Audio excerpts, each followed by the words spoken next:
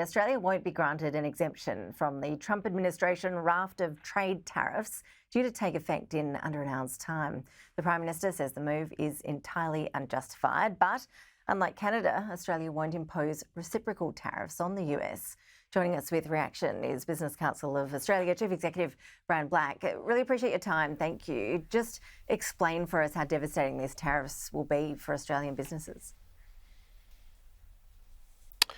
Well, look, firstly, thank you so much for having me on the show. But I think it's important here to remember that we should continue to make the case for Australia to have an exemption from these tariffs. At the end of the day, back in 2018, when tariffs were applied on Australian commodities, it took the better part of 8 months to secure an exemption. So today is unquestionably a setback, and it's very disappointing indeed. But I would continue the same cautious, methodical, logical, but also persistent approach that we've taken so far in terms of our engagement with the new US administration.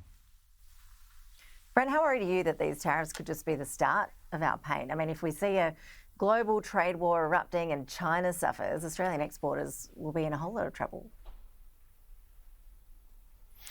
Well, we are concerned about what the next steps in this regard might be. We're, of course, concerned that there may be additional steps that could be taken by the new US administration. So we wish to maximise our prospects of putting our best foot forward in that regard. And we believe that the government is doing a good job in terms of managing that relationship. And as I mentioned before, taking those cautious, logical, methodical steps to try and put Australia's best foot forward.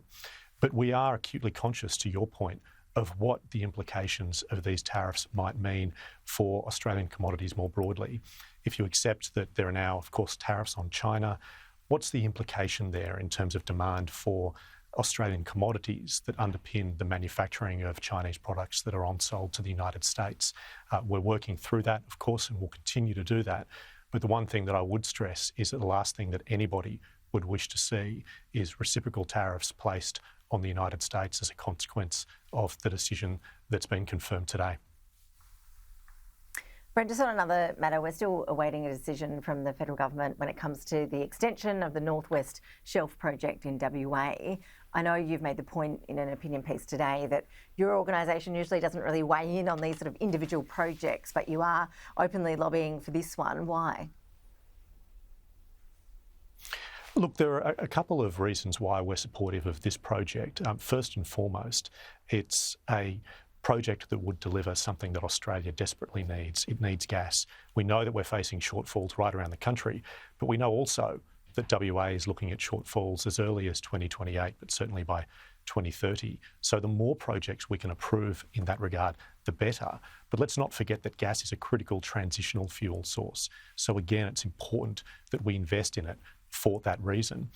We also need to acknowledge, connected with that point, that there are so many countries that we trade with that are dependent upon us for their energy needs.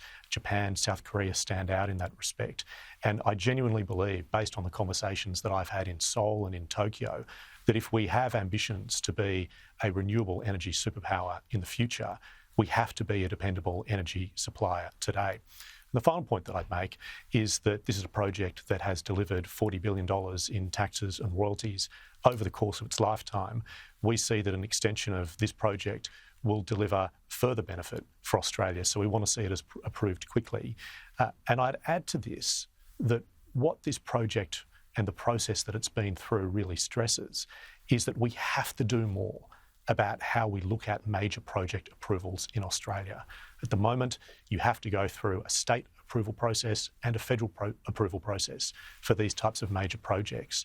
We would like to see, on the other side of the election, a commitment to go down the path of looking at the Samuel Review, which saw environmental benefits and business benefits, but most importantly, from our perspective, the chance to streamline what is a convoluted and burdensome set of processes.